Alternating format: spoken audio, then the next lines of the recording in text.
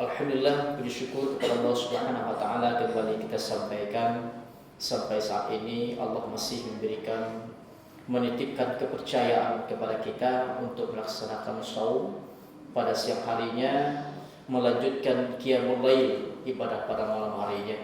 Tentu kepercayaan Allah ini bagi orang yang cerdas jiwanya tidaklah menyia-nyiakan hal ini dengan memanfaatkan memperbanyak beribadah kepada Allah agar sesuai yang Allah inginkan nanti pada suatu Syawal betul-betul kita menjadi orang-orang yang tatkun, orang-orang yang bertakwa. Amin. Salawat dan salam buat junjungan Nabi besar Muhammad sallallahu alaihi wasallam yang berupa Allahumma shalli ala sayyidina Muhammad wa ala ali sayyidina Muhammad. Semoga syafaatnya selalu hadir dalam kehidupan kita.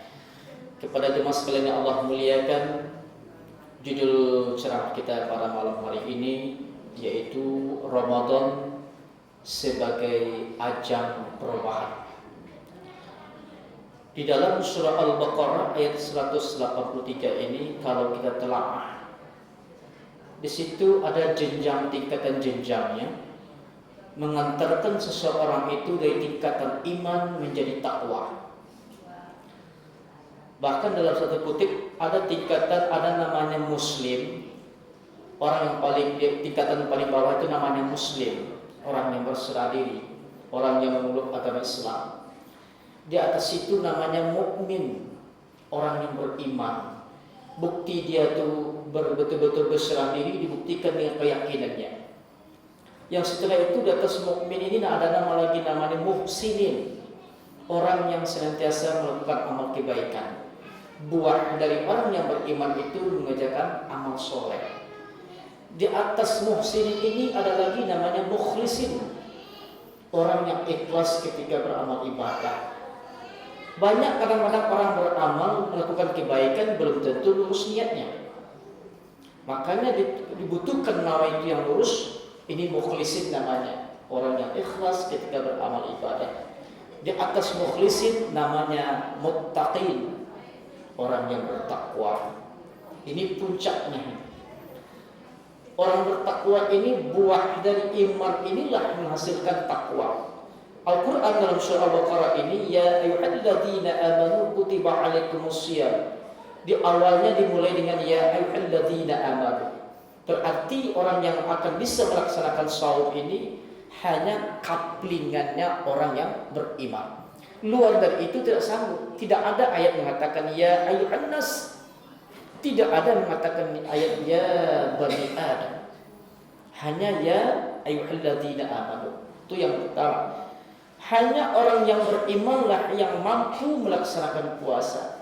Sebagaimana ya kutiba alal ladzina min qablikum, sebagaimana orang yang pernah berpuasa sebelum kita. Para kekasih-kekasih Allah, para utusan Allah juga pernah berpuasa. Tujuannya adalah la'allakum tattaqun, supaya ketika melewati puasa ini satu Syawalnya betul-betul menjadi orang takwa. Ibarat jembatan ini iman, jembatan takwa. Iman, puasa menjembatani, ujungnya sampai kepada takwa.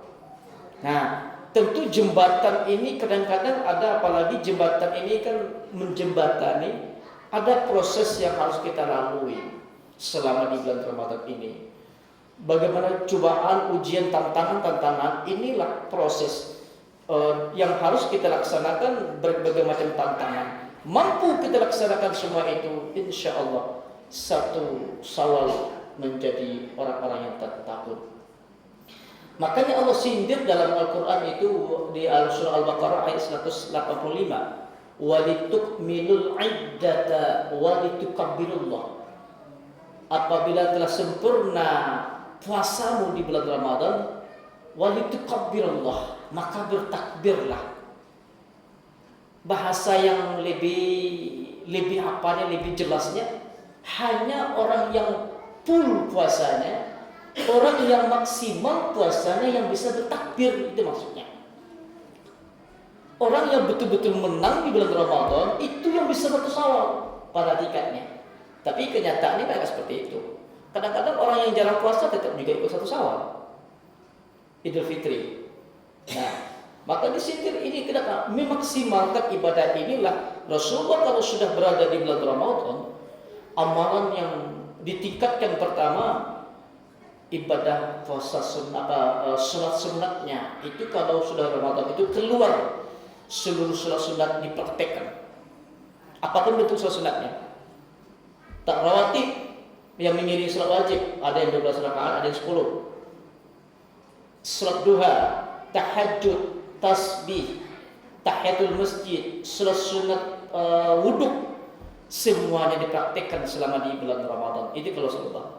Yang kedua, amal Rasulullah kalau sudah berada di bulan Ramadan ini memperbanyak membaca Quran. 3 tahapan Al-Quran kalau berada di bulan Ramadan ini. Pertama, qiraah, membaca. Setelah membaca, yang kedua tilawah, berusaha membaca, mengartikan, memahami apa ayat yang kita baca. Contoh, kita selama ini mungkin banyak hafal dari Wadduha sampai An-Nas, hafal di kepala. Pertanyaannya, apakah kita paham nggak maksud dari Wadduha sampai An-Nas itu? Belum paham. Nah, di bulan Ramadan kesempatan untuk mempelajarinya. Oh, ini maksudnya. Yang ketiga tahapannya itu adalah hafiz, menghafal Quran.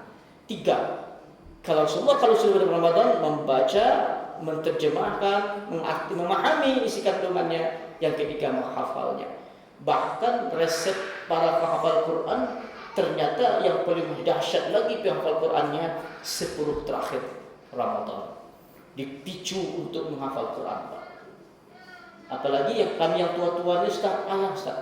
Ya. Apa yang membuatnya susah payahnya? Memori kami sudah error. Kadang-kadang dapat awal hilang ujung, dapat ujung hilang tengah. Ya, makanya tidak ada masalah kita berusaha menghafal Al-Quran.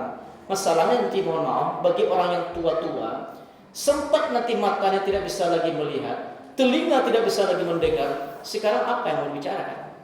Kalau orang sudah banyak hafal beberapa ayat hafal, sibuk dengan menghafal ayat di masa tuanya. Itu salah satu orang yang hafal Quran itu menghilangkan penyakit pikun. Kalau bahasa Minang, didik. Ya. Kalau sudah banyak hafal Quran, kenapa? Mata nggak bisa melihat, udah kabur, telinga nggak bisa berfungsi lagi mendengar, yang sibuk dengan hafal ayat. Bagi yang hafal ayat. Kalau hanya keluar Allah yang hafal, ya itu aja yang diulang. Akhirnya ada kebosanan. Kalau banyak ayat baca diulang-ulang, ditukar-tukar balik. Ini. Terima kasih ya guys sudah mengunjungi channel kami dan menonton sampai akhir video. And don't forget to subscribe ya guys. Semoga video ini bermanfaat. Jangan lupa ya guys, please jangan lupa klik tombol subscribe guys, karena subscribe itu gratis, dan semoga yang sudah subscribe selalu mendapatkan rezeki yang berlimpah.